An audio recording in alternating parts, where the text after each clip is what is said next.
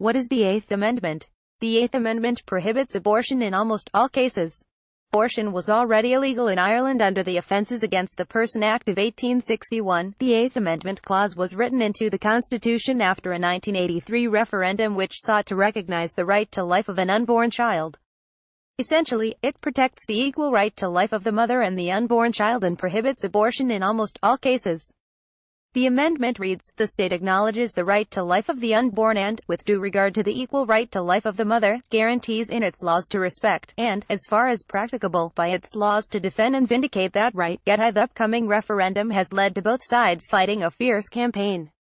What impact has it had in Ireland? In 1992, a teenage rape victim who was suffering from suicidal thoughts was prevented by the courts from terminating her pregnancy in England. The ruling was passed by Ireland's highest court, stating the Eighth Amendment protected the life of the unborn child. However, the Supreme Court overturned the ruling, stating that suicidal thoughts were sufficient grounds to seek an abortion elsewhere. After this case, dubbed the X case, two referendums were held and resulted in the Constitution being amended to allow women to travel to other countries to have a termination. Pro-repeal campaigners claim that around 170,000 women have traveled abroad, mostly to Britain, to seek abortions since Reuters voting has opened across 40 constituencies. What has happened since the pro-repeal campaign gathered momentum after a dentist, Savita Halappanavar, died in hospital in Galway in 2012 aged 31 when she was refused an abortion during a miscarriage. Her husband said she had repeatedly asked for a termination, but was refused one as there was still a fetal heartbeat. Health service reviewers later identified failings in her care, and the case led to a legislative amendment which allowed terminations under certain restricted circumstances. This legislation, called the Protection of Life During Pregnancy Act, permitted doctors to carry out an abortion if they felt the mother's life was at risk. However, this has caused uncertainty in the medical community, as doctors face possible prosecution and up to 14 years imprisonment if they wrongfully carry out an abortion. Women continued to travel to Britain in droves to seek terminations. Then, in 2016, the Irish state compensated a woman for the first time for the trauma caused by forcing her to travel to Britain for an abortion. The referendum will see 3.2 million people vote to decide whether to repeal the Eighth Amendment. What is happening now? After the 2016 case, the government established a public advisory body, a citizens' assembly, which recommended the introduction of unrestricted access to abortion.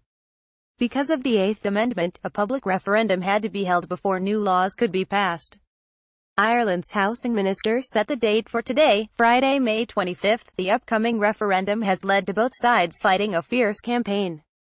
Yes Group, Together for Yes, is the umbrella group campaigning to repeal the Eighth, and are enjoying youth and social media support.